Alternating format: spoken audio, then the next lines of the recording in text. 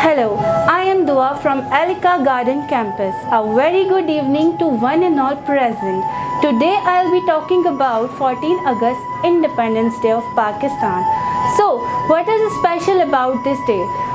Why this is the Independence Day of Pakistan? The 14th of August is the Independence Day of Pakistan because it is a day when we got freedom.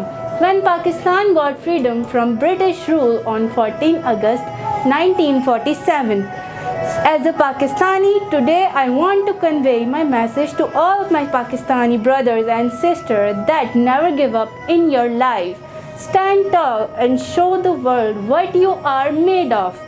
When the world beat you down, find a reason to get back up again. Never give up on your success. Remember, the only way you can fail is you give up. Every day you fail, you came one step closer to success. Try and try again. Never give up on your success. Remember, you are not weak. You are powerful.